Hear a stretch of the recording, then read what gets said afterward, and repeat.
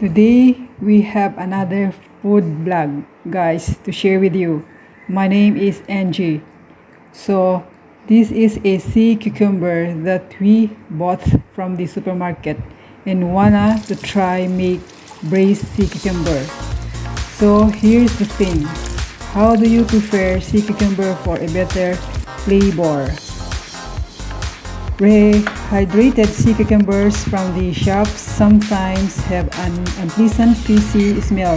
To remove this, boil them together with spring onion, ginger, and wine or cooking wine over low heat for about 10 minutes. After wash and clean the abdominal cavity of the sea cucumber well. Cut into thick slices. Put in a pot. Add 1 stalk of spring onion, 2 slices of ginger, half tablespoon of cooking wine, and 1½ cups of water. Boil over low heat for about 10 minutes. This will help remove any fishy smell. Then remove and drain away the water. Heat 1 tablespoon of oil in a frying pan. Stir sea cucumber. Add 1 tablespoon of dark soy sauce to cook for about 2 minutes. Then heat 2 tablespoons of cooking oil in a clay pot. Add the remaining spring onion and ginger to try until fragrant. And add sea cucumber and drizzle over the wine. Add 2 tablespoons of dark soy sauce, sugar, and stock or water.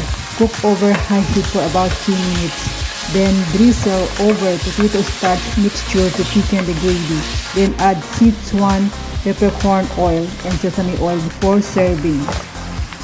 So this looks like this, the braised sea cucumber. Hope you like my food video that I shared with you guys. Please considering subscribe, click like or write comment down below. And by sending support my channel, go ahead check my channel link or membership under the description box below, guys. Thank you so much for your support to my channel.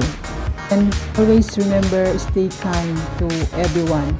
So see you next time for another vlog, guys. Bye.